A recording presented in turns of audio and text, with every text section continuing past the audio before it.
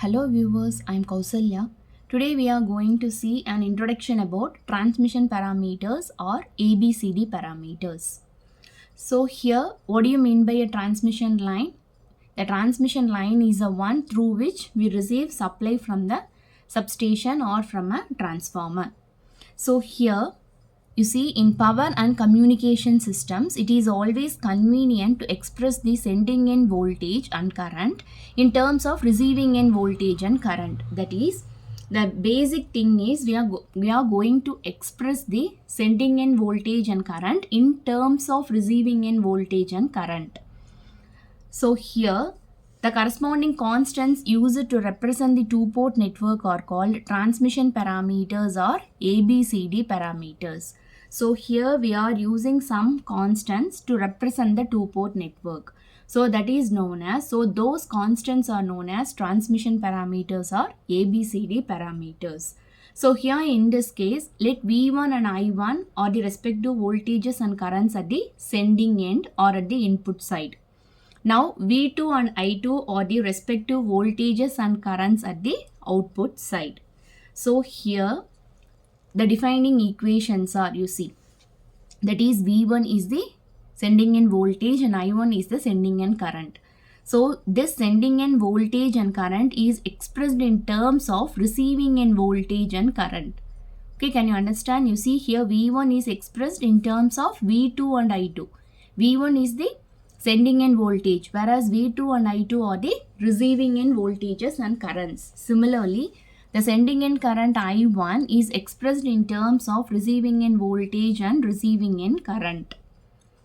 So, now again we are going to calculate the different parameters. So, before that there is a question which arises, why do we have a negative term? Because in the previous terms, we always have a positive sign. We never encountered a negative sign. But here we have a negative sign because there is a reason here. You see, in two-port network representation, the convention is that the current at port 2 enters into the network. That is, in the previous different parameters, here we have finally concluded that there are two ports and two currents, okay, I1 and I2 flows towards the network because we will be having network like this. So this is your network and here current I1 will flow and here current I2 will flow. Okay, this is a normal thing. But in the transmission lines, what happens?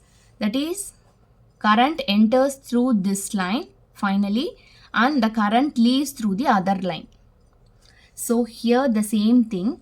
The convention is that, you see, the current at port 2 enters into the network because this is the normal case what we have studied. But in transmission lines, the current at the receiving end will flow out from the network. Because you can understand, right? It is clearly given, you see, the current at the receiving end. Okay, at the receiving end, the current will always flow outwards. Okay, but whereas in our normal discussion, we are assuming that both the currents, they flow into the network. So this is the reason why we have assumed, why we have considered negative sign for the currents. So here negative sign is used for the current terms. So now the first thing is open circuiting port 2. So now we are open circuiting. What happens whenever a circuit is open circuited? The current will be 0.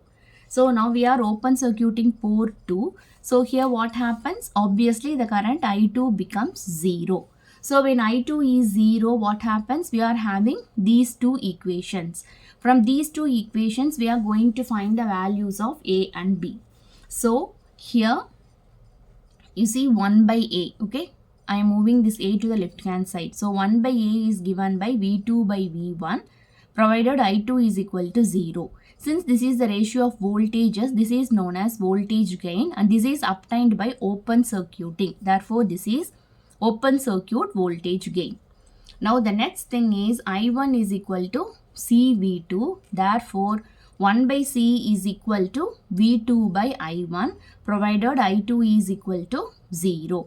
So here, since this is the ratio of voltage to current, this is known as impedance and this is again done by open circuiting. Therefore, this is known as open circuit transfer impedance because we have V2 and I1, that is we have different values 2 and 1. Now we are going to find the remaining two parameters. So this is done by short circuiting the port 2. So once it is short circuited, V2 will become 0. So when V2 is made 0 in these equations, then V1 is equal to minus BI2, I1 is equal to minus DI2. So here these are the equations. Again, we are going to find the values of B and D. Therefore, here 1 by B is I2 by V1. So this is known as short circuit transfer admittance because it is the ratio of current to voltage.